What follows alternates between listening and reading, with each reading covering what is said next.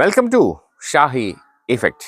ഇവിടെ രൂപപ്പെട്ടു കഴിഞ്ഞാൽ ഈ രാജ്യത്ത് നിന്ന് ഒന്നാമതായി പുറത്താക്കുന്നവർ ഇവിടുത്തെ ഹിന്ദുക്കളായിരിക്കും. നിങ്ങൾ ആ വീഡിയോ ഒന്ന് കേൾക്കണം.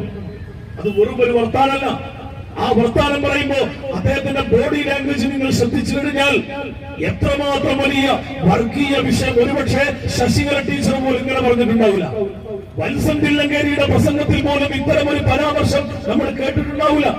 ആ സ്വഭാവത്തിൽ അങ്ങനെയുള്ള പരാമർശങ്ങൾ നിരന്തരമായി ആവർത്തിക്കുമ്പോ വിജയരാഘവന്റെ ആ പ്രസ്താവന മുന്നിൽ വെച്ചുകൊണ്ടാണ് നേരത്തെ ഇവിടെ സൂചിപ്പിച്ചതുപോലെ മഹാരാഷ്ട്രയിലെ മന്ത്രി പറഞ്ഞത് ഇവിടെ ഒരു മിനി പാകിസ്ഥാനാണ്.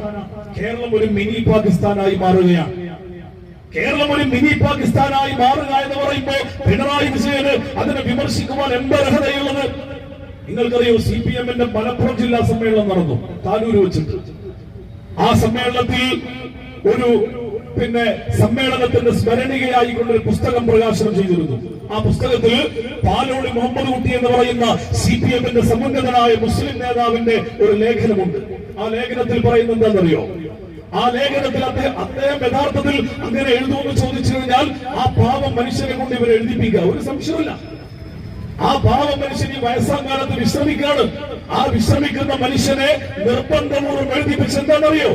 മലപ്പുറം ജില്ലയാണ് ഏതു കാലത്തും അല്ലെങ്കിൽ ഒരു ഇന്ത്യ രാജ്യത്തിന്റെ വിഭജനം ശക്തിപ്പെട്ടുകൊണ്ടിരിക്കുന്ന സന്ദർഭത്തിൽ പാകിസ്ഥാന് വേണ്ടി ഏറ്റവും കൂടുതൽ വാദിച്ചത് മലപ്പുറം ജില്ലയാണ്. അത് CD സാഹിബ് ഉൾപ്പെടെയുള്ള മുസ്ലിം ലീഗിന്റെ നേതാക്കന്മാര് മലപ്പുറം ജില്ലയിൽ നിന്നുകൊണ്ട് ശക്തമായി പാകിസ്ഥാന് വേണ്ടി വാദിച്ചത് കൊണ്ടുകൂടിയാണ് ഇവിടെ പാകിസ്ഥാൻ ഉണ്ടായത് എന്ന് വളരെ പരസ്യമായി പറയുമ്പോ ആ പരസ്യമായി പറയുന്നതിനെ ഒരു വശത്ത് സ്വന്തം പ്രസിദ്ധീകരണങ്ങളിലൂടെ ജനങ്ങളുടെ മുമ്പിൽ പ്രചരിപ്പിക്കുമ്പോ എങ്ങനെയാണ് പിണറായി വിജയന് ആ മഹാരാഷ്ട്രയിലെ മന്ത്രിയുടെ മിനി പാകിസ്ഥാൻ പരാമർശത്തിന് നേരെ വർത്തമാനം പറയുവാനുള്ള അർഹതയുണ്ടാവുക? യഥാർത്ഥത്തിൽ അയാൾ അങ്ങനെ പറയാനുള്ള കാരണം തന്നെ അദ്ദേഹത്തെ റഫറൻസ് വെച്ചുകൊണ്ടാണ്. വിജയരാഘവന്റെ സംസാരത്തെ റഫർ ചെയ്തുകൊണ്ടാണ് മഹാരാഷ്ട്രയിലെ മന്ത്രി കേരളം ഒരു മിനി പാകിസ്ഥാനാണ് എന്ന് പറയുന്നത്. ആരാ മരുന്നിട്ട് കൊടുക്കുന്നത്? ആരാണ് യഥാർത്ഥത്തിൽ RSSന് മരുന്നിട്ട് കൊടുക്കുന്നത്? RSSന് മരുന്നിട്ട് കൊടുക്കല്ല, RSSന് പച്ച പരവതാനിയല്ല ചുവപ്പ് പരവതാനി വിരിച്ചുകൊണ്ട് കേരളത്തിന്റെ രാഷ്ട്രീയ മണ്ഡലത്തിൽ ഒരു നിയന്ത്രണവുമില്ലാതെ എല്ലാ അർത്ഥത്തിലും തിമിർത്താടാനുള്ള സൗകര്യങ്ങൾ ഒരുക്കി കൊടുക്കുന്ന പാർട്ടിയായി CPM മാറിക്കഴിഞ്ഞിരിക്കുകയാണ്. ഇല്ലേ? അത് നിഷേധിക്കാൻ ആർക്കാ ഇവിടെ സാധിക്കുക? എങ്ങനെയാണ് സുരേഷ് ഗോപി തൃശ്ശൂരിൽ നിന്ന് ജയിച്ചത്? സുരേഷ് ഗോപി എങ്ങനെയാണ് MP ആയിക്കൊണ്ട് BJP-യുടെ MP ആയി തൃശ്ശൂരിൽ നിന്ന് വന്നത്? ആരാണ് അതിന്റെ പിന്നിൽ പ്രവർത്തിച്ചവർ? ADGP-യെ വളരെ കൃത്യമായി ചട്ടം കെട്ടിക്കൊണ്ട് പൂരം കലക്കിയത് ആരാണ്? ആ പൂരം കലക്കിക്കൊണ്ട് വളരെ കൃത്യമായി BJP-യുടെ MP-ക്ക് കേരളത്തിന്റെ മണ്ണിൽ നിന്ന് ഒരു MP ആയി വരുവാനുള്ള വാതായനങ്ങൾ തുറന്നു കൊടുത്തവർ ആരാണ്? ആരാണ് മരുന്നിട്ട് കൊടുക്കുന്നവർ? എന്നിട്ട് ജമാഅത്തെ ഇസ്ലാമിക്ക് നേരെ കുതിര കയറാം. എല്ലാത്തിന്റെയും പിന്നിൽ ജമാഅത്തെ ഇസ്ലാമിയാണ്. ആകപ്പാടെ പ്രശ്നം ഉണ്ടാക്കുന്നവർ ജമാഅത്തെ ഇസ്ലാമിയാണ്. ഞാൻ നേരത്തെ പറഞ്ഞല്ലോ, ജമാഅത്തെ ഇസ്ലാമിയുടെ സുതാര്യമായി ഇന്ത്യ രാജ്യത്ത് പ്രവർത്തിച്ചുകൊണ്ടിരിക്കുന്ന ഒരു പ്രസ്ഥാനമാണ്. അതിനൊരു ഭരണഘടനയുണ്ട്. ആ ഭരണഘടന ഒളിപ്പിച്ചു വെച്ച ഭരണഘടനയല്ല, മാർക്കറ്റിൽ പരസ്യമായി വിൽപ്പന നടത്തുന്ന ഭരണഘടനയാണ്. തൊട്ടടുത്ത് പാളയത്തിന്റെ അപ്പുറത്ത് ഒരു ബുക്ക് സ്റ്റാളുണ്ട്. ആ ബുക്ക് സ്റ്റാളിൽ പോയി കഴിഞ്ഞാൽ ജമാഅത്തെ ഇസ്ലാമിയുടെ ഭരണഘടന നിങ്ങൾക്ക് കാശ് കൊടുത്താൽ വാങ്ങിക്കാൻ കിട്ടും. ഇനി കാശില്ലെങ്കിൽ നിങ്ങൾക്ക് ജമാഅത്തെ ഇസ്ലാമിയുടെ സൈറ്റ് ഉണ്ട്. ആ സൈറ്റിൽ പോയി കഴിഞ്ഞാൽ സൗജന്യമായി വായിക്കാൻ കഴിയും. ഒന്നും ഒളിച്ചു വെക്കാനുള്ള നിഗൂഢമായ ഒന്നും ജമാഅത്തെ ഇസ്ലാമിയുടെ മുമ്പിലില്ല. ആ ഭരണഘടന നിങ്ങൾ വായിച്ചു കഴിഞ്ഞാൽ ആ ഭരണഘടനയുടെ അടിസ്ഥാനത്തിലാണ് ഇന്ത്യ രാജ്യത്ത് ജമാഅത്തെ ഇസ്ലാമി എന്ന് പറയുന്ന ഇസ്ലാമിക പ്രസ്ഥാനം പ്രവർത്തിക്കുന്നത്. ആ പ്രവർത്തനം 75 വർഷമായി കേരളത്തിന്റെയും ഇന്ത്യയുടെയും മണ്ണിൽ വളരെ കൃത്യമായി രചനാത്മകമായി രേഖപ്പെടുത്തപ്പെട്ട പ്രവർത്തനങ്ങളാണ്. ആ പ്രവർത്തനങ്ങളെ ചൂണ്ടിക്കൊണ്ട് ഈ രാജ്യത്ത് ഭീകരവാദ പ്രവർത്തനം നടത്തിയവരാണ് ജമാഅത്തുകാര്, തീവ്രവാദികളാണ് ജമാഅത്തെ ഇസ്ലാമിക്കാര്, രാജ്യത്തോളം പ്രവർത്തനം ചെയ്തവരാണ്, ഒരുപാട് ക്രിമിനൽ കുറ്റകൃത്യങ്ങൾക്ക് നേതൃത്വം നൽകിയവരാണ്, കൊലപാതക രാഷ്ട്രീയത്തിന്റെ വക്താക്കളാണ് എന്ന് ജമാഅത്തെ ഇസ്ലാമിയെ കുറിച്ച് പറയുവാൻ ഏതെങ്കിലും ഒരു ചെറിയ ഒരു തെളിവിന്റെ പിൻബലത്തിൽ നിന്നുകൊണ്ടാണോ ജമാഅത്തെ ഇസ്ലാമിയെ കുറിച്ച് നിങ്ങൾ ഇത്തരം വികൃതമായ വർത്തമാനങ്ങൾ നിരന്തരമായി പറഞ്ഞുകൊണ്ടിരിക്കുന്നത്? KT ജലീലിന്റെ പ്രസ്താവന ഇന്ന് KT ജലീലിന്റെ ഫേസ്ബുക്കിൽ ഒരു കുറിപ്പ് എഴുതിയിട്ടുണ്ട്. ജമാഅത്തെ ഇസ്ലാമിയും ലീഗും തമ്മിൽ രണ്ടും രണ്ടാണ് എന്ന് സമർത്ഥിക്കാൻ വേണ്ടിയില്ല. ഒരു വശത്ത് അങ്ങനെ സമർത്ഥിക്കാൻ വേണ്ടി ശ്രമിക്കാം, പിണറായി വിജയനും നേരത്തെ പറഞ്ഞു, നേരത്തെ കോഴിക്കോട് പറഞ്ഞ ആ ബുക്ക് പ്രകാശനത്തിന്റെ ആ പ്രകാശന ചടങ്ങിൽ പ്രസംഗിച്ചുകൊണ്ട് പറഞ്ഞത്, ഇവിടെ മുസ്ലിം ലീഗ് എന്ന് പറഞ്ഞാൽ അതൊരു റിഫോം ചെയ്യുന്ന ഈ നാട്ടിലുള്ള മുസ്ലിങ്ങളെ പരിഷ്കരിക്കുന്ന ഒരു പ്രസ്ഥാനമാണെങ്കിൽ ജമാഅത്തെ ഇസ്ലാമിക്കാർ ഭീകരവാദികളാണ്, അവര് സാർവദേശീയ പ്രസ്ഥാനമാണ് എന്ന് പറഞ്ഞാൽ ഇന്ത്യ രാജ്യത്ത് മാത്രമല്ല ലോകത്ത് തന്നെ പല വിധത്തിലുള്ള വേദികളുള്ള പ്രസ്ഥാനമാണ് ജമാഅത്തെ ഇസ്ലാമിക്കാർ. CPM അങ്ങനെ വേറൊന്നുമില്ലേ? നിങ്ങളുടെ AKG ഓഫീസിൽ നിങ്ങൾ എന്തിനാ കാൾ മാർക്സിന്റെ ഫോട്ടോ വെച്ചിരിക്കുന്നത്? എന്തിനാണ് ലെനിന്റെ ഫോട്ടോ വെച്ചിരിക്കുന്നത്? അവര് പിന്നെ തിരുവനന്തപുരത്തുള്ള പാളയത്തെ പാർട്ടി പ്രവർത്തകരായിരുന്നു? അല്ലല്ലോ. ആർക്കാണ് യഥാർത്ഥത്തിൽ ഈ പറയുന്ന സ്വഭാവത്തിൽ സാർവദേശീയ ബന്ധമില്ലാത്തവർ? നിങ്ങൾ എറണാകുളത്ത് പോയി കഴിഞ്ഞാൽ എറണാകുളത്ത് CPM-ന്റെ പാർട്ടി ഓഫീസിന്റെ പേര് ലെനിൻ സെന്റർ എന്ന. ആരാണ് ലെനിൻ എന്ന് പറയുന്നത്? ലെനിൻ എന്ന് പറഞ്ഞാൽ എറണാകുളത്തിന്റെ ജില്ലാ സെക്രട്ടറി ആയിരുന്ന ആളല്ലോ. എന്ന് പറഞ്ഞാൽ സാർവദേശീയ ബന്ധമുള്ള, സാർവദേശീയ ബന്ധമെന്ന് മാത്രമല്ല ആ സാർവദേശീയ കമ്മ്യൂണിസ്റ്റ് പ്രസ്ഥാനത്തിന്റെ ചരിത്രം എങ്ങാനും നമ്മൾ പഠിച്ചു കഴിഞ്ഞാൽ ഇത്രമാത്രം വലിയ ഭീകരമായ അജണ്ടകളുമായി മുന്നോട്ട് പോയ ഒരു പാർട്ടിയെ ലോകത്തിന്റെ ചരിത്രത്തിൽ നമുക്ക് വായിച്ചെടുക്കാൻ പറ്റില്ല. ഏറ്റവും ചുരുങ്ങിയത് 9 കോടി ജനങ്ങളെയെങ്കിലും യമപുരിയിലേക്ക് അയച്ച ഒരു പ്രസ്ഥാനത്തിന്റെ പേരാണ് കമ്മ്യൂണിസ്റ്റ് പാർട്ടി എന്ന് പറയുന്നത്. റഷ്യയിലെ ജോസഫ് സ്റ്റാലിൻ എത്ര ആളുകളെ കൊന്നത് നിങ്ങൾക്ക് കണക്കുകൂടാൻ പറ്റുമോ? ഏറ്റവും ചുരുങ്ങിയത് 4.5 കോടി ജനങ്ങൾ. 4.5 കോടി ജനങ്ങളെ ഒരു രാജ്യത്ത്, ആ രാജ്യത്ത് ആ ജനങ്ങൾ അധികപ്പറ്റാണ്. കമ്മ്യൂണിസം നടപ്പിലാക്കണമെങ്കിൽ ഈ ആളുകൾ ഈ നാട്ടിൽ നിന്ന് ഇല്ലാതാവണമെന്ന് പറഞ്ഞ് 4.5 കോടി ജനങ്ങളെ ഒരു രാജ്യത്ത് നിന്ന് ഉന്മൂലനം ചെയ്ത കമ്മ്യൂണിസ്റ്റ് പാർട്ടിയുടെ നേതാവിന്റെ പേരാണ് ജോസഫ് സ്റ്റാലിൻ. കംബോഡിയയിൽ പോൾ പോട്ട് എന്ന് പറയുന്ന ഒരു ഭരണാധികാരിയുണ്ട്. ലോകത്ത് ഇത്രമാത്രം വലിയ ക്രൂരത നടപ്പിലാക്കിയ മറ്റൊരു ഭരണാധികാരിയെ ചരിത്രത്തിൽ നമുക്ക് വേറെ എവിടെയും വായിച്ചെടുക്കാൻ പറ്റൂല. എത്രത്തോളം എന്ന് ചോദിച്ചാൽ, നിങ്ങൾ കംബോഡിയയിൽ പോയി കഴിഞ്ഞാൽ ഈ പറയുന്ന നിരപരാധികളായ മനുഷ്യരെ വംശീയ ഉന്മൂലനത്തിന് വേണ്ടി പ്രത്യേകമായി സജ്ജീകരിച്ച ഒരു കോമ്പൗണ്ട് ഉണ്ട്. ആ കോമ്പൗണ്ടിനകത്ത് ഒരു മരമുണ്ടായിരുന്നു. ആ മരത്തിനെന്നറിയോ? ആ മരത്തിലാണ് ചെറിയ കുട്ടികളെ, നിരപരാധികളായ എട്ടും പോട്ടും തിരിയാത്ത കുഞ്ഞുങ്ങളെ 2 കാലം പിടിച്ച് തലക്കടിച്ചുകൊണ്ട് കൊല്ലുന്ന ഒരു മരം ഇന്നും നിങ്ങൾക്ക് അവിടെ പോയി കഴിഞ്ഞാൽ കാണാൻ കഴിയും. 80 ലക്ഷം ജനങ്ങളെ, 80 ലക്ഷം ജനങ്ങളെയാണ് കംബോഡിയയിൽ മാത്രം കൊന്നുകളഞ്ഞത്. ചൈനയിലെ മാവോ സെതൂങ് കൊന്നത് എത്ര ആളുകളാ? കണക്കുണ്ടോ? ഇങ്ങനെ ഭീകരമായ അജണ്ടകൾ നടപ്പിലാക്കിയ, സാർവദേശീയതയുടെ ഭീകരമായ അജണ്ടകളുള്ള ഒരു പ്രസ്ഥാനമാണ് ജമാഅത്തെ ഇസ്ലാമി. സാർവദേശീയ പ്രസ്ഥാനമാണ് എന്ന ആരോപണം ഉന്നയിച്ചുകൊണ്ട് ജമാഅത്തെ ഇസ്ലാമിക്ക് നേരെ തെറ്റിദ്ധാരണ പ്രചരിപ്പിക്കുവാൻ ശ്രമിക്കുന്നത്. ഇന്ത്യ രാജ്യത്ത് ജമാഅത്തെ ഇസ്ലാമി പ്രവർത്തിക്കുമ്പോൾ ഞാൻ പറഞ്ഞല്ലോ, അത് കൃത്യമായ ഒരു ആദർശ ഭൂമികയിൽ നിന്നുകൊണ്ട് പ്രവർത്തിക്കുന്ന പ്രസ്ഥാനമാണ്. കൃത്യമായ ഒരു ലക്ഷ്യത്തെ മുൻനിർത്തിക്കൊണ്ട് പ്രവർത്തിക്കുന്ന പ്രസ്ഥാനമാണ്. ആ പ്രസ്ഥാനം അതിന്റെ പ്രവർത്തനം ലക്ഷ്യത്തിലേക്ക് എത്തിച്ചേരാൻ വേണ്ടി ലക്ഷ്യം മാർഗത്തെ ന്യായീകരിക്കുമെന്ന് പറയുന്ന ഉട്ടോപ്യൻ സിദ്ധാന്തം ജമാഅത്തെ ഇസ്ലാമിക്കില്ല. ആ സിദ്ധാന്തം നിങ്ങളുടേതാണ്. ലക്ഷ്യം എന്തായി കഴിഞ്ഞാലും ഏത് മാർഗത്തിലൂടെയും ആ ലക്ഷ്യത്തിലേക്ക് എത്തിച്ചേരാം. എന്താണ് കൽക്കട്ട തിസിസ് എന്ന് പറഞ്ഞാൽ? നിങ്ങൾക്കൊരു തിസിസ് ഉണ്ടായിരുന്നല്ലോ. കൽക്കട്ട തിസിസ് എന്ന് പറയുന്നത് 1948-കളിൽ. ആ തിസിസിന്റെ ഭാഗമായിട്ട് ഇന്ത്യ രാജ്യത്ത് കമ്മ്യൂണിസ്റ്റ് പാർട്ടിക്ക് മുന്നോട്ട് പോകണമെങ്കിൽ സായുധപരമായ വിപ്ലവത്തിലൂടെ അല്ലാതെ സാധിക്കുകയില്ല. VT രണദവെ എന്ന് പറയുന്ന CPM-ന്റെ സെക്രട്ടറിയുടെ ആ കാലഘട്ടത്തിൽ ഉണ്ടായ ഈ പറയുന്ന കൽക്കട്ട തിസീസ്, ആ തിസീസിലൂടെ എന്താ പറയാ, സായുധ പോരാട്ടത്തിന് ആഹ്വാനം ചെയ്ത പാർട്ടിയാണ് ജമാഅത്തെ ഇസ്ലാമിക്കെതിരെ ഭീകരവാദം പറയുന്നത്. ഈ രാജ്യദ്രോഹത്തിന്റെയും രാജ്യസ്നേഹത്തിന്റെയും പാറ്റന്റ് പറയുകയാണെങ്കിൽ കുറെ കാര്യം വൃത്തങ്ങളെ കൊണ്ട് പറയിപ്പിക്കരുത്. നിങ്ങൾ 1942-ൽ ക്വിറ്റ് ഇന്ത്യ സമരത്തിന് എതിരെ നിന്നത് ആരാ? ജമാഅത്തെ ഇസ്ലാമിക്കാരാ? 42-ൽ ക്വിറ്റ് ഇന്ത്യ സമരത്തിനെതിരെ ആരാണ് നിന്നത്? ഇന്ത്യ രാജ്യത്തിന്റെ സ്വാതന്ത്ര്യ പോരാട്ടത്തിൽ ഏറ്റവും മനോഹരമായ ചരിത്രത്തിന്റെ അധ്യായത്തിൽ എഴുതപ്പെട്ട ക്വിറ്റ് ഇന്ത്യ സമരം, ആ സമരത്തിനെതിരെ നിന്നവർ കമ്മ്യൂണിസ്റ്റ് പാർട്ടികളാണ്. ഇന്ത്യ രാജ്യത്തിന്റെ സ്വാതന്ത്ര്യമല്ല എന്ന് പരസ്യമായി പ്രഖ്യാപിച്ചവർ ആരാണ്? ഇവരാണ് ജമാഅത്തെ ഇസ്ലാമിക്കെതിരെ ഈ പറഞ്ഞ ആരോപണങ്ങളുമായിട്ട് വരുന്നത്. ജമാഅത്തെ ഇസ്ലാമിക്ക് ട്രാക്ക് റെക്കോർഡ്സ് ഉണ്ട്. ഇന്ത്യ രാജ്യത്ത് ജമാഅത്തെ ഇസ്ലാമി വളരെ വ്യവസ്ഥാപിതമായി പ്രവർത്തിച്ചുകൊണ്ടിരിക്കുന്നുണ്ട്. 1947-ൽ ജമാഅത്തെ ഇസ്ലാമിയുടെ ഒരു സമ്മേളനം ബീഹാറിലെ പാറ്റ്നയിൽ വെച്ച് നടക്കുകയുണ്ടായി. ആ സമ്മേളനത്തിൽ ഇന്ത്യയുടെ രാഷ്ട്രപിതാവായി അറിയപ്പെടുന്ന മഹാത്മാഗാന്ധി പങ്കെടുത്തപ്പോ അദ്ദേഹത്തോട് ചില ആളുകൾ ചോദിച്ചു, നിങ്ങൾ എന്തിനാണ് ഈ ജമാഅത്തെ ഇസ്ലാമിയുടെ സമ്മേളനത്തിൽ പങ്കെടുക്കുന്നത്? ജമാഅത്തെ ഇസ്ലാമിയുടെ സമ്മേളനത്തിൽ നിങ്ങൾ എന്തിനാ പോകുന്നത്? എന്ന് ചോദിച്ചപ്പോ ആ ചോദ്യത്തിന് അദ്ദേഹം വളരെ പരസ്യമായി ലോകത്തുള്ള മുഴുവൻ ജനങ്ങളോടും പത്രങ്ങളിലൂടെ മറുപടി കൊടുത്തു. എന്താ മറുപടി കൊടുത്തു അറിയോ?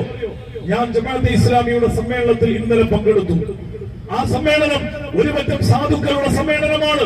സാധുക്കൾ എന്ന് പറഞ്ഞാൽ ഭിക്ഷയാചിക്കുന്ന സാധുക്കളല്ല, മറിച്ച് സത്യത്തിന്റെയും ധർമ്മത്തിന്റെയും മൂല്യങ്ങളുടെയും കാര്യത്തിൽ വിട്ടുവീഴ്ചയില്ലാതെ സത്യത്തിന്റെയും ധർമ്മത്തിന്റെയും ഒരു സാമൂഹ്യ ഘടന രൂപീകരിക്കുവാൻ വേണ്ടി അധ്വാനിച്ചുകൊണ്ടിരിക്കുന്ന ഒരു പ്രസ്ഥാനം. ആ പ്രസ്ഥാനത്തിന്റെ സമ്മേളനത്തിലേക്ക് ഇനിയും എന്നെ ക്ഷണിച്ചാൽ ആ സമ്മേളനത്തിൽ ഞാൻ കാൽനടയായിട്ടാണ് പോകേണ്ടതെങ്കിൽ കാൽനടയായി നടന്നുകൊണ്ട് ആ സമ്മേളനത്തിൽ ഞാൻ പോകുമെന്ന് ഇന്ത്യയുടെ രാഷ്ട്രപിതാവ് മഹാത്മജി ഈ പ്രസ്ഥാനത്തിന് സർട്ടിഫിക്കറ്റ് നൽകിയിട്ടുണ്ടെങ്കിൽ ഗോവിന്ദമാഷ സർട്ടിഫിക്കറ്റ് ജമാഅത്തെ ഇസ്ലാമിക്ക് വേണ്ട. ഗോവിന്ദമാഷ സർട്ടിഫിക്കറ്റ് ജമാഅത്തെ ഇസ്ലാമിക്ക് ആവശ്യമില്ല. പിണറായി വിജയന്റെ സർട്ടിഫിക്കറ്റിന്റെ പിൻബലത്തിലല്ല ജമാഅത്തെ ഇസ്ലാമി കേരളത്തിലും ഇന്ത്യ രാജ്യത്തിലും പ്രവർത്തിക്കുന്നത്. CPM-ന്റെ നേതാക്കന്മാരുടെ തിട്ടൂരം കാട്ടി നിങ്ങൾ പലരെയും ഭയപ്പെടുത്തുന്നുണ്ട്. കേരളത്തെ കുറിച്ച് പറയുന്നത് നാട്ടിൽ CPM-നെ ഭയപ്പെട്ടുകൊണ്ട് ജീവിക്കാൻ പറ്റൂല. കാട്ടിപ്പോയി കഴിഞ്ഞാൽ ആനനെ പേടിച്ചുകൊണ്ട് ജീവിക്കാൻ പറ്റൂല. അതുകൊണ്ട് KT ജലീലിനെ പോലെ കുട്ടികളെ താരാട്ട് പാടിക്കൊണ്ട് ഉറക്കുന്ന ഒരു പ്രവർത്തനങ്ങളിലേക്ക് നിങ്ങൾ പോയിക്കോളും. എങ്കിൽ മാത്രമേ നിങ്ങൾക്ക് രക്ഷപ്പെടാൻ പറ്റൂ എന്ന് പറയുന്ന ഒരു സാഹചര്യം കേരളത്തിന്റെ രാഷ്ട്രീയ മണ്ഡലത്തിൽ രൂപപ്പെട്ടു കഴിഞ്ഞിരിക്കുകയാണ്. എന്നാൽ ജമാഅത്തെ ഇസ്ലാമി ഈ രാജ്യത്ത് ഈ അർത്ഥത്തിൽ വളരെ വ്യവസ്ഥാപിതമായി പ്രവർത്തിച്ചുകൊണ്ടിരിക്കുന്നത് ഞാൻ അവസാനിപ്പിക്കുകയാണ്. അതുകൊണ്ട് ഞാൻ പറഞ്ഞു വരുന്നത്, ജമാഅത്തെ ഇസ്ലാമിയെ മുന്നിൽ വെച്ചുകൊണ്ട് ഇത്തരം പ്രചണ്ഡമായ പ്രചരണങ്ങൾ നടത്തുമ്പോ ഇത് കേരളം തിരിച്ചറിഞ്ഞിട്ടുണ്ട്. അതുകൊണ്ടാണല്ലോ ഞാൻ നേരത്തെ പറഞ്ഞതുപോലെ PV Anwar MLA ആ കുടത്തിൽ നിന്ന് വലിയ ഭൂതത്തെ പുറത്തുവിട്ടപ്പോ ആ പുറത്തുവിട്ട ഭൂതത്തെ പിടിച്ചു കെട്ടാൻ വേണ്ടി അന്ന് അവര് പറഞ്ഞു ഇതിന്റെ പിന്നിൽ ജമാഅത്തെ ഇസ്ലാമിക്കാരാണ്. കേരളത്തിന്റെ മന്ത്രി റിയാസ് കോഴിക്കോട് വെച്ചിട്ടാണ് എന്റെ ഓർമ്മ. അദ്ദേഹം പറഞ്ഞു ജമാഅത്തെ ഇസ്ലാമിക്കാരാണ് അതിന്റെ പിന്നിൽ. പത്രക്കാരതൊന്നും ഏറ്റെടുത്തില്ല. പിറ്റേ ദിവസം വീണ്ടും അദ്ദേഹം പറഞ്ഞു ഞങ്ങൾ ഇങ്ങനെ പറഞ്ഞിട്ട് നിങ്ങൾ എന്താ ഏറ്റെടുക്കാത്തത്? ജമാഅത്തെ ഇസ്ലാമിക്കാരാണ് ഇതിന്റെ പിന്നിലും ഞങ്ങൾ പറഞ്ഞില്ലേ, എന്നിട്ട് നിങ്ങൾ എന്തുകൊണ്ട് ഏറ്റെടുക്കുന്നില്ല എന്ന് പറഞ്ഞാല് നേരത്തെ CPM അങ്ങനെ എന്ന് പറഞ്ഞാല് ഇവിടുത്തെ മാധ്യമങ്ങളൊക്കെ അതേപോലെ ഏറ്റെടുത്തുകൊണ്ട് അത് സത്യമാണ് എന്ന സ്വഭാവത്തിൽ പ്രചരിപ്പിക്കുവാൻ രംഗത്തുണ്ടാകുമായിരുന്നു. ഇന്ന് അങ്ങനെ എല്ലാവരും രംഗത്തില്ല. ചില ആളുകൾക്ക് അജണ്ട ഉണ്ട്, സംശയമില്ല. അജണ്ടയുള്ള മാധ്യമങ്ങൾ അതിന്റെ പിന്നാലെ കൂടി ജമാഅത്തെ ഇസ്ലാമിയെ ഭീകരമായി ചിത്രീകരിക്കുവാൻ എന്തെല്ലാം അടവുകൾ പയറ്റാൻ പറ്റുമോ ആ ശ്രമങ്ങളൊക്കെ നടത്തുന്നുണ്ട്. പക്ഷേ കേരളം ഇതിന്റെ യാഥാർത്ഥ്യം തിരിച്ചറിഞ്ഞിരിക്കുന്നു. അതുകൊണ്ടാണ് മെക്സവനിൽ പാളിപ്പോയത്. അതുകൊണ്ടാണ് PV Anwarന്റെ വിഷയത്തിൽ ജമാഅത്തെ ഇസ്ലാമിയുടെ ആരോപണം പാളിപ്പോയത്. അതുകൊണ്ടാണ് പല വിഷയങ്ങളിലും ജമാഅത്തെ ഇസ്ലാമിയാണ് ഇതിന്റെ പിന്നിൽ എന്ന ആരോപണം കേരളം ഏറ്റെടുക്കാതെ അതിന്റെ മറുവശം ചർച്ച ചെയ്യാൻ വേണ്ടി കേരളം തയ്യാറായത്. CPM യാഥാർത്ഥ്യം തിരിച്ചറിഞ്ഞുകൊണ്ട് CPM ഇവിടെ നശിച്ചു പോകണമെന്ന് ജമാഅത്തെ ഇസ്ലാമിക്ക് ഒരാഗ്രഹമില്ലട്ടോ. അത് വിചാരിച്ചുകൊണ്ടല്ല ഈ സമ്മേളനം നടത്തുന്നത്. ജമാഅത്തെ ഇസ്ലാമിക്ക് CPM-നോട് ആ അർത്ഥത്തിൽ എന്തോ ഒരു പകയും വിദ്വേഷവും വെച്ചുകൊണ്ടുള്ള ഒരു പോരാട്ടത്തിന് നമ്മൾ നേതൃത്വം നൽകാനും തീരുമാനിച്ചിട്ടില്ല. ജമാഅത്തെ ഇസ്ലാമിയുടെ പിന്തുണ CPM-ന് എത്രയോ സമയത്ത് കിട്ടിയിട്ടുണ്ട്. അത് CPM-കാർക്ക് നിഷേധിക്കാൻ സാധിക്കുകയില്ല. അത് കേരളത്തിന്റെ രാഷ്ട്രീയത്തിൽ വളരെ പരസ്യമായി നടന്ന പ്രവർത്തനങ്ങളാണ്. ഏകദേശം 10-30 വർഷക്കാലം ജമാഅത്തെ ഇസ്ലാമിയുടെ പിന്തുണയോടുകൂടിയാണ്, അല്ലെങ്കിൽ ജമാഅത്തെ ഇസ്ലാമിയുടെ വോട്ട് കൂടി വാങ്ങിച്ചുകൊണ്ടാണ് കേരളത്തിൽ പല സന്ദർഭത്തിലും CPM രാഷ്ട്രീയ രംഗത്തേക്ക് കടന്നു വന്നത് എന്ന കാര്യം കേരളത്തിന്റെ രാഷ്ട്രീയത്തിൽ ഒരിക്കലും നിഷേധിക്കാൻ സാധിക്കുകയില്ല. അത് ജമാഅത്തെ ഇസ്ലാമി വളരെ കൃത്യമായ രാഷ്ട്രീയ തീരുമാനത്തിന്റെ ഭാഗമായി എടുത്ത കാര്യമായിരുന്നു. ഇപ്പോഴും അങ്ങനെ തന്നെയാണ്. രാഷ്ട്രീയ തീരുമാനത്തിന്റെ ഭാഗമായിട്ടാണ് CPM-ന് വോട്ട് കൊടുക്കേണ്ടതില്ല എന്ന് തീരുമാനിച്ചത്. UDF-നാണ് ഈ സന്ദർഭത്തിൽ വോട്ട് കൊടുക്കേണ്ടത് എന്ന് തീരുമാനിക്കുന്നത് ആ ഒരു അടിസ്ഥാനത്തിലാണ് കേരളത്തിൽ. എന്നാൽ ഇന്ത്യയിലെ പൊതുവെ അങ്ങനെയാണോ? ഇന്ത്യ മുന്നണിയുടെ ഭാഗമായ CPM-ന് ഈ സന്ദർഭത്തിലും നിങ്ങൾ അങ്ങ് രാജസ്ഥാനിൽ പോയി കഴിഞ്ഞാൽ സിക്കർ എന്ന് പറയുന്ന ഒരു മണ്ഡലമുണ്ട്. ആ സിക്കർ എന്ന മണ്ഡലത്തിലാണ് CPM-ന്റെ ഒരു MP ജയിച്ചു വന്നത്. പിന്നെ 2 MP-മാരെ ജയിച്ചത് തമിഴ്നാട്ടിലെ ദിണ്ടിഗലിൽ നിന്നും അതേപോലെ തന്നെ മധുരയിൽ നിന്നുമാണ്. ഈ 3 മണ്ഡലം കഴിഞ്ഞാൽ പിന്നെ കേരളത്തിലെ ആലത്തൂരിൽ നിന്നുള്ള ഒരു MP-യും മാത്രമാണ്. ആകെ 4 MP-മാരാ പാർലമെന്റിൽ CPM-നുള്ളത്. ആ 4 MP-മാരിൽ 3 MP-മാർക്കും ജമാഅത്തെ ഇസ്ലാമിയുടെ പിന്തുണയുണ്ട്. രാധാകൃഷ്ണൻ എന്ന് പറയുന്ന ആലത്തൂരിലെ MP ഒഴികെ ബാക്കി 3 MP-മാരും പാർലമെന്റിൽ നിന്ന് വന്നിട്ടുള്ളത് ജമാഅത്തെ ഇസ്ലാമിയുടെ കൂടി വോട്ട് വാങ്ങിച്ചുകൊണ്ടാണ്. അതുകൊണ്ട് ഞാൻ CPM-നെ വെല്ലുവിളിക്കുന്നു. കേരളം വിട്ട് ഇന്ത്യയിൽ നിങ്ങൾ പൊതുവായി ജമാഅത്തെ ഇസ്ലാമിക്കെതിരെ ഇവിടെ കേരളത്തിൽ നടത്തുന്ന ഈ ആരോപണം ഉണ്ടല്ലോ, ഈ ആരോപണം നിങ്ങൾ ഡൽഹിയിൽ വെച്ചുകൊണ്ട് ഇന്ത്യ രാജ്യത്ത് ഒന്നാകെ ഈ പറഞ്ഞ പ്രചരണം നടത്താൻ നിങ്ങൾ തയ്യാറുണ്ടോ? നിങ്ങൾക്ക് സാധിക്കൂല, ഇത് ചെയ്യാൻ കഴിയില്ല. എന്തുകൊണ്ടെന്ന് ചോദിച്ചു കഴിഞ്ഞാൽ ജമാഅത്തെ ഇസ്ലാമിയുടെ കൂടി പിന്തുണ നിങ്ങൾക്കുണ്ട് എന്നുള്ളത് കൂടിയാ. ജമാഅത്തെ ഇസ്ലാമി ഭയങ്കര സംഭവം എന്നുള്ളതല്ല, മറിച്ച് ജമാഅത്തെ ഇസ്ലാമിയുടെ നിലപാട് അങ്ങനെയാണ്. അതുകൊണ്ട് CPM-നോട് എന്തോ വലിയ വിദ്വേഷം ഉണ്ടാക്കിക്കൊണ്ട് അവര് പിന്നെ അതല്ല പ്രശ്നം, മറിച്ച് നിങ്ങളിൽ ഉണ്ടായിക്കൊണ്ടിരിക്കുന്ന രാഷ്ട്രീയ അപജയം എന്ന് പറയുന്നത് അങ്ങേറ്റത്തെ അപകടമുണ്ടാക്കുന്നതാണ്. ഇവിടെ സംഘപരിവാറിന് എല്ലാ വിധത്തിലുമുള്ള പിന്തുണ നൽകുന്ന നിലപാടിലേക്കാണ് നിങ്ങൾ ഓരോ സംഭവങ്ങളിലൂടെയും പോയിക്കൊണ്ടിരിക്കുന്നത്. ഇവിടെ ഒരു BJP ഇല്ല എങ്കിൽ പോലും, കേരളത്തിലെ BJP-യുടെ MLA-മാരും MP-മാരും ഒന്നും ഇല്ല എങ്കിൽ പോലും ഇവിടെ CPM ആ പണി വളരെ കൃത്യമായി നിർവഹിച്ചുകൊള്ളുമെന്ന് തീരുമാനിച്ചുറപ്പിച്ചുകൊണ്ട് മുന്നോട്ട് പോകുമ്പോ CPM-ന് എല്ലാ പിന്തുണയും കൊടുത്തുകൊണ്ടിരിക്കുന്ന ആരാ? പ്രതിഭ MLA-യുമായി ബന്ധപ്പെട്ടുകൊണ്ട് ഇവിടെ വിവാദം ഉണ്ടായപ്പോ മീഡിയ വണ്ണിനെതിരെയുള്ള പരാമർശങ്ങളുമായി രംഗത്ത് വന്നപ്പോ ആരാണ് പ്രതിഭക്ക് പിന്തുണ കൊടുത്ത നേതാക്കന്മാരിൽ ഏറ്റവും പ്രധാനപ്പെട്ട ആള്? ശോഭാ സുരേന്ദ്രൻ ആലപ്പുഴയിൽ പ്രസംഗിച്ചു. അവരെ BJP-യിലേക്ക് ക്ഷണിച്ചിട്ട് രഹസ്യമായിട്ട് പ്രസംഗിച്ചു. ആലപ്പുഴയില് പിന്നെ അമ്പലപ്പുഴയിൽ വെച്ച് കാണുന്ന എന്റെ ഓർമ്മ അതല്ല, കായംകുളത്ത് വെച്ച് പ്രസംഗിച്ചു. BJP-യിലേക്ക് ക്ഷണിച്ചുകൊണ്ട് അതിനെതിരെ ഒരു അക്ഷരമൊഴിയാണാത്ത ആളുകൾ വീണ്ടും ജമാഅത്തെ ഇസ്ലാമിയെ കുറിച്ച് പറഞ്ഞുകൊണ്ടിരിക്കുക. അതുകൊണ്ട് ഞാൻ പറയുന്നത്, ജമാഅത്തെ ഇസ്ലാമിയെ മുന്നിൽ വെച്ചുകൊണ്ട് ഈ പ്രചരണം നടത്തുന്നത് കേരളത്തിന്റെ രാഷ്ട്രീയ മണ്ഡലത്തിൽ ഉണ്ടാക്കുന്ന പരിക്കുകൾ തിരിച്ചറിഞ്ഞ് യഥാർത്ഥ പൊളിറ്റിക്സ് കേരളത്തിൽ നടപ്പിലാക്കുവാൻ CPM എത്ര വേഗം തയ്യാറാകുന്നോ അത്രയും നിങ്ങൾക്ക് നല്ലത് എന്ന് ഓർമ്മപ്പെടുത്താൻ മാത്രമാണ് ജമാഅത്തെ ഇസ്ലാമി ഈ സമ്മേളനത്തിലൂടെ സോളിഡാരിറ്റി പരിപാടിയിലൂടെ യഥാർത്ഥത്തിൽ ആഗ്രഹിക്കുന്നത്.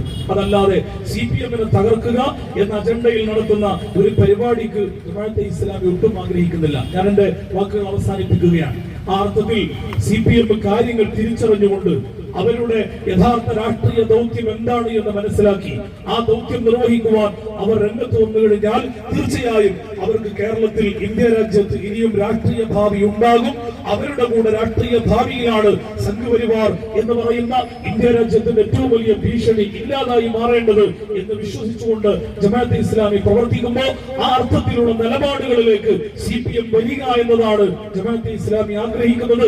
അതിന് ഈ സമ്മേളനം ഒരു നിമിത്തമായി മാറട്ടെ എന്ന് ആശംസിച്ചുകൊണ്ട് പ്രാർത്ഥിച്ചുകൊണ്ട് ഈ സമ്മേളനത്തിൽ പങ്കെടുത്ത എല്ലാവർക്കും ജമാഅത്തെ ഇസ്ലാമിയുടെ അഭിവാദ്യങ്ങൾ അർപ്പിച്ചുകൊണ്ട് ഞാൻ എന്റെ വാക്കുകൾ അവസാനിപ്പിക്കുന്നു.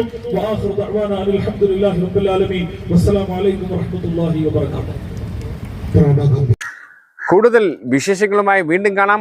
അതുവരെ ഏവർക്കും നന്ദി, നമസ്കാരം.